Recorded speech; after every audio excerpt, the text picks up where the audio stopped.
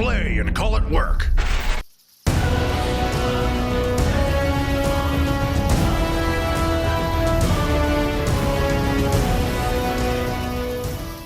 Hey everyone, and welcome to our first episode of our Mordheim campaign / series. I want to call it a campaign, but it's not really going to be a campaign. We are going to start our Mordheim series, but we're going to keep our warbands from episode to episode as it goes on. So it is going to kind of run like a campaign, but it's not going to be a campaign. It's not going to be very story driven. More about stop touching things. So Mordheim, if you're unaware what it is, it's a small scale skirmish game based on old rules from fantasy, and from game to game you can gain experience, level up special abilities, and guys can even die. So we are going to run it campaign style where things can level up and die, but it will be an ongoing series. And from episode to episode, I'll try to make sure the warband rating from one player to the other are pretty similar. So if one warband is way out of hand, he's either gonna get retired or only fight other guys that are about the same level. So I already own a couple of warbands, but for now we're gonna start with 5 players. Unfortunately, Josh could not be here today. Now, just because the 5 of us are gonna start the Mordheim campaign doesn't mean you guys can't get involved. So if you wanna come in and play, you go to email support at MiniWarGaming.com to come on and try to play our game with us. But you'll have to make your warband here. You can't bring in your existing warband and say you have rating 470, whatever. So right now we'll look at our 5 starting warbands we're starting with. Now, I myself have a couple, I think Josh already has a couple, but for now we'll just start off with our single one we're starting off with. Mostly we're all humans. I think 4 of us took the 4 human factions, and Luke has got the undead. So right now let's go look at our warband factions. So here are the 5 starting warbands we're going to run off with this series / campaign. My starting warband will be called the Light Dragons. We got Marienburg, we got Cullen and his Witch Hunters, we got Quirk and his Middenheimers, Josh has Reichlanders, and Luca has the Undead. For me, I started off with the Maximum Heroes, my 5 heroes. They brought in 1 unit of Duders. So my human guys here, I was able, well, you make a list, you get 500 crowns to buy your list. And then every faction has kind of special rules. The special rules that I have for my list, or the Marienburg, is they're rich. They had to start off with 600 crowns. So basically I have a 600 point army and everybody else starting off with 500 points. My captain here is my pirate captain. He is armed with a dueling pistol and a pistol. I also bought him heavy armor. Because I had a bunch of extra coins, I don't want to spam a bunch of guys. I just bought better equipment for everybody. So I'm just, that's pretty much better equipped. So I was able to afford heavy armor for a couple of guys. This guy here, my champion, is Ox. He also has heavy armor, an axe, a helmet, and a shield. I got Gobi with a bow and a helmet. Now, he does not have a sword. I didn't have the coin for it yet, but I plan on buying him that sword right away. I have 2 Youngbloods. They're both equipped the same, helmet and blunderbuss. Here we have Bo and Gobi. Scratch that, Bo and Mogu. So you got Mogu, Bo, Karn, Gobi, and Ox. I also brought a unit of marksmen. Not really a unit, they all operate independently, but I got 3 marksmen. These guys are the Gunners of Windia. They are armed just with handguns.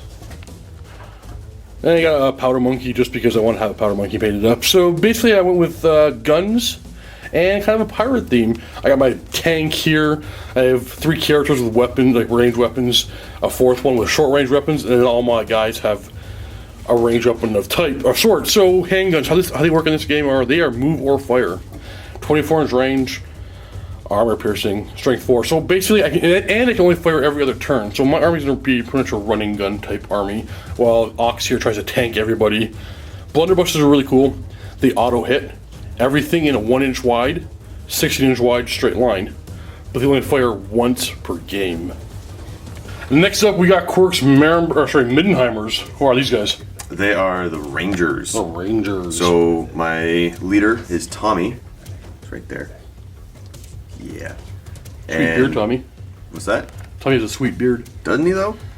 So I've got Tommy, Billy, and Jason, and they've all got +1 strength. That's one of the benefits that you get for being Middenheim. So the Middenheimers, they're strong, they're brutes, they're warriors of the north. Mm-hmm. And then I've also got Zach and Goldar. So basically all these guys are equipped with swords and helmets, and I've got halberds over here. These are double-handed swords. Yeah. And halberds. And then lastly, I've got a unit of 3 guys over here. They're just the putties. That's what they call themselves. The putties. So the putties, they look like they have swords and daggers. Mm-hmm. Give them a parry. Zach here has heavy armor, a shield, and a sword. Yep. Sweet. Do you have any gold left in your treasury? I don't believe so. That's it. There's 500 points of Middenheimer.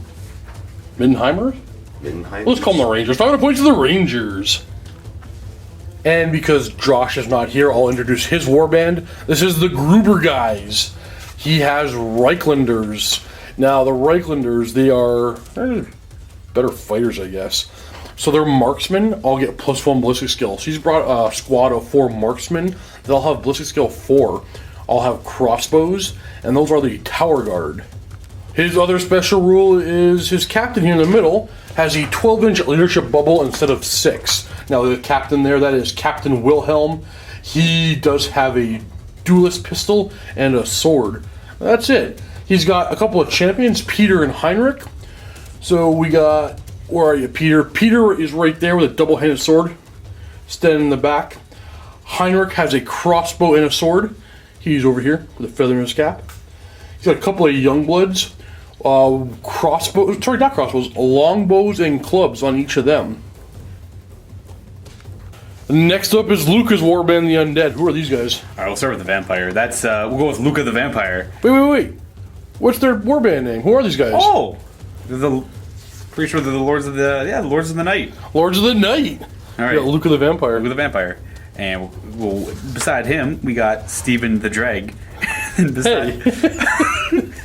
Beside him we got Guillermo the Dreg, and then George the Dreg. And the necromancer is Rob. The necromancer. The necromancer? Rob, the necromancer. And then the direwolf is Toby. And then that little unit of 3 separate ghouls are going to be the Flesh Tearers. The Flesh Tearers. Okay, so let's talk about equipment. What did you buy for Luca the vampire? Luca the vampire is pretty WYSIWYG. He's got a shield, sword, helmet, heavy armor. Ooh, got a lot of coin. And a bow. And a bow. All right, what does Steve the Dreg have? Stephen the Dreg has a halberd. Halberd. Guillermo the Dreg, halberd. Halberd. And the last one is George the Dreg. Halberd. With halberd. So Halberd's pretty simple, 2-handed, +1 strength in combat. Yep. And then Rob the necromancer's only got a sword. Just a sword? Yep. And let's find out what starting spell that necromancer's going to have. Rob the necromancer. Rob the necromancer has the Spell of Doom. It's a difficulty 9 spell. Choose one model within 12. The model must immediately roll equal to or less than his strength on a d6. Or the dead emerging from the earth will render him with supernatural power. If he fails, you may roll on the injury table to see what happens. You know, what? So strength test or roll on the injury table. That's kind of awesome.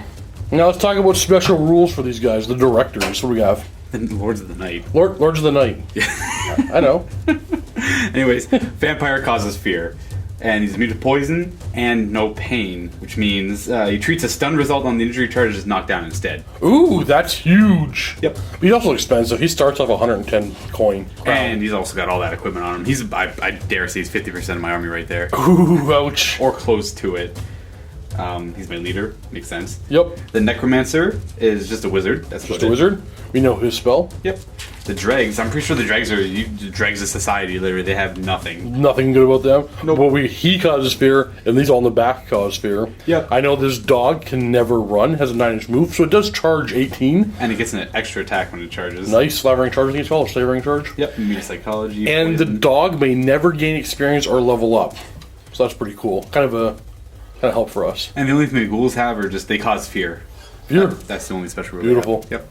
Yeah. And finally, these ghouls here may never buy any kind of equipment, so they're pretty much armorless. But they're toughness 4, aren't they? Yeah, and they have Which 2 is attack siege. Ooh, do they really? Yeah. So they're already pretty decent. Toughness 4 is pretty huge in this game. So they're not going to get any equipment, not going to level up. Super scary beat stick. 3 judges of society, they're going to do nothing. And a scary mage with an amazing spell.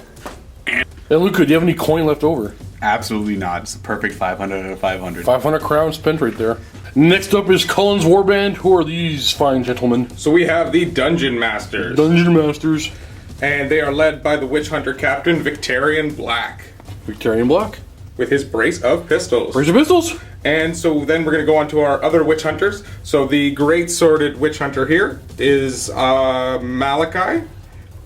We have the sword witch hunter, which is Tyrus. We have the crossbow witch hunter, who is Malachi. Nope, Qualnir, sorry. Qualnir. And then we have our priest, Van Helsing. Van Helsing or Van Helsing? Van Helsing. Van Helsing. Okay, what is this guy here? So that is our dog griffin named Doge. Doge. And then we have our group of 2 zealots, which are the agents of Verasi, and they both have clubs. And we have the necromancer's bane, which are 3 flagellants with flails. And do you have any coin left over? 3. 3 coin left over. We gotta find out what kind of prayer of Sigmar this priest has. Van Helsing. 2. It's a difficulty 8 ability. Hearts of Steel. Any allied warriors within 8 of the warrior become immune to fear and all alone tests. In addition, the whole warband gains +1 to any route test they have to make. The effects of this spell last until the caster is knocked down, stunned, or out of action. It can cast again, and the effects are not commutative. Effects are not commutative. Maximum route bonus is +1. Now, reading that ability, it's a little confusing. So, comment below in this video if we're misinterpreting this. So, we're going to count that +1 to your route test, meaning they're going to get +1 leadership for any route test they have to make while that ability is up. If I'm misunderstanding that or misinterpreting that, please comment below. Hopefully before calling it's a game in, so we can correct that. But I think that's how it is supposed to be. It's going to be +1 to leadership for making road tests. Tell me about your special rules in Junk. So we don't have that many. One of the big Warband special rules, I can only have up to 12 models as opposed to the normal 15. But all of my witch hunters, including my witch hunter captain and the other heroes, they have hatred spellcasters. Okay. And as for the flagellants, they have the fanatical special rule, which means they auto pass all leadership tests, but they may never become a leader. Okay. So those are our 5 starting warbands until you guys come in to join us. And or until some of our guys die, we just disband and start over or make new warbands. For here and now, we're starting off with just the warbands that are found in the Living Rulebook. If you just Google Mordheim, you'll find all the rules for them. In the future, we will add some of the crazier, other more powerful warbands, but we're just going to start off with these basic ones until we all get a good handle on the game, and then we'll go to the crazier stuff. Alright guys, now that we have the warbands, Colin and I are going to discuss real quick the major differences between this game and Warhammer Fantasy, which is probably the closest that this game. Yeah, they all have similar resembles. models and factions, but obviously this is the skirmish style game of the grand scale of fantasy. You can expect all of the stats to be the same, but with a couple little differences. So we're going to start talking about the movement first. So movement in Mordheim, just the way you do it in Fantasy. If you run, that's your march, so you move double. A charge works a little bit differently in Mordheim. Now in Mordheim, there's no pre-measuring allowed. Yep, that's a huge difference. So if you declare a charge, there's no random distance you roll, you just move double your movement. If that's enough to get you into base to base, then, well, that was a successful charge. And if you fail? Then you do not charge, and you're just doing your regular move then. Okay. But you still, if you fail your charge, same penalties apply. You're not able to shoot or do anything else. It course. counts for all intents and purposes of charge. You just don't get to fight. Now, since Mordheim's working on a skirmish basis as well, there's no regiments, anything like that. Moving over obstacles works a little bit differently. Anything that's an inch or under, no penalties to move over. You can freely move over it. Anything bigger than that, and you are going to get a penalty for moving up and over it. As well as if you want to go up and down levels. We're not going to go super in depth with how it works, but basically if you want to climb up, you can climb up as far as your movement is. You're not able to run and climb though. So it's your base movement value. It's just your base movement value. Right, so you can't run up to a wall, you got to start in base with the wall. And you take an initiative test, and if you pass it, that's how you can move up your base movement. Same thing for climbing down. Take an initiative check. Now, if you fail your initiative check on the way up, you just can't move up. If you fail your initiative check on the way down, You actually fall, and depending on how far you fall, there is the chance that you're going to take some damage. And that all depends on the height in which you are climbing. Right. You're basically going to take D3 damage at the strength of however many inches it is you're falling. You have the option to jump down as well. You take an initiative check for every 2 inches you're going down. Okay. And again, if you fail any of those, then you're taking the fall damage. The advantage of jumping down is that you still get your full move after that. So there are some advantages, disadvantages, and some changes to movement compared to what we're used to for fantasy. Also, for shooting, it works similar on the ballistic scale as do most Games Workshop games, but one of the biggest differences is the fact that there is only one type of cover, and it's just cover. If any of the model is being obscured by a obstacle, then it just counts as cover. There's no soft or hard cover, so there's just a -1 to hit. Now, if you do manage to hit in either ranged combat or close combat, you still do your wound roll as you're used to. There's still an armor save as you're used to.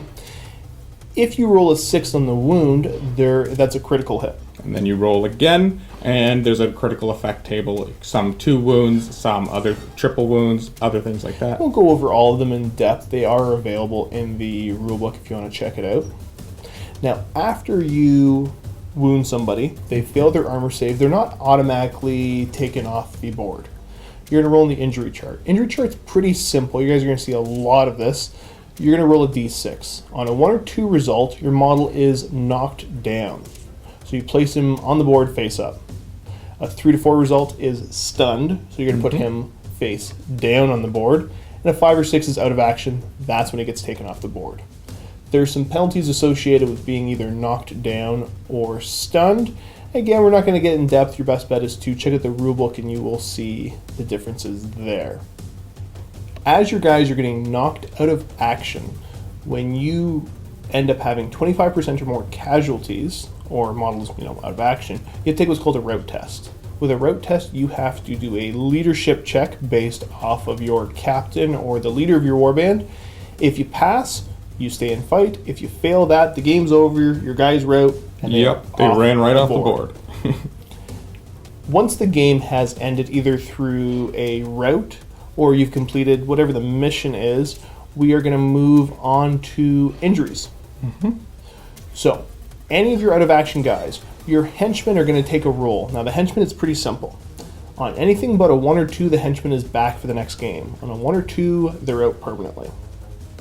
Your heroes work a little bit differently. Heroes, there's a whole big chart you roll on with a bunch of different options that could happen to you. I'm not going to go into that fully. Again, guys, check out the rulebook and you'll get to see all of the different options, and we'll explain them as they come up in game.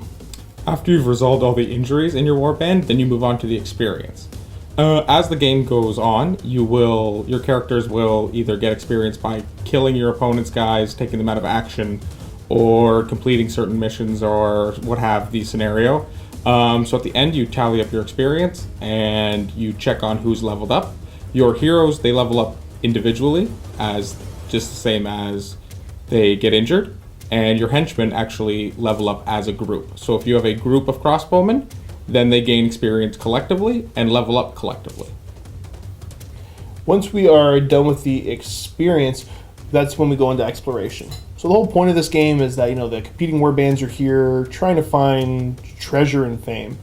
So you're going to send your heroes out, you make a roll for each hero, and depending on what you roll, you find either so much weird stone, or you might find some other stuff. Once you've completed the exploration phase, you then move on to your income phase. So this is where you sell all the weird stone you found in your exploration, as well as any items or things like that you found that you want to sell. Then you collectively find out your total of gold crowns, and then you can go on to buying more things. So anything from hiring new henchmen, to buying weapons and armor, to even buying magical weapons. There's, of course, all big charts for that found in the Mordheim rulebook.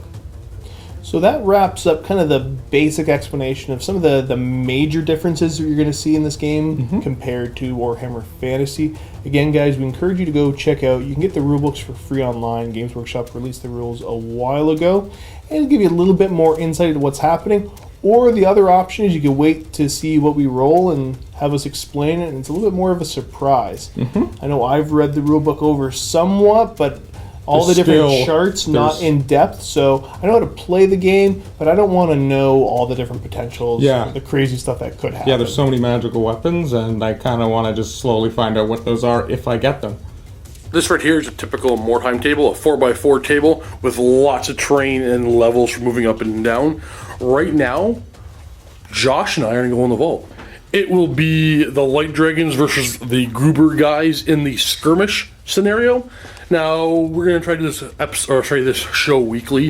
And like I said, you guys can get involved as you like. First episode's going to be in the vault, though. If you're already a vault member, you can click the link below. Get yourself a 7-day free trial to watch the first episode of Mordheim. And, it's not that hard to follow along if you haven't played before. Give it a watch. You might like it. It's actually a lot of fun to play. I love Mordheim. So thanks for watching, guys. Join us in the vault, and happy wargaming.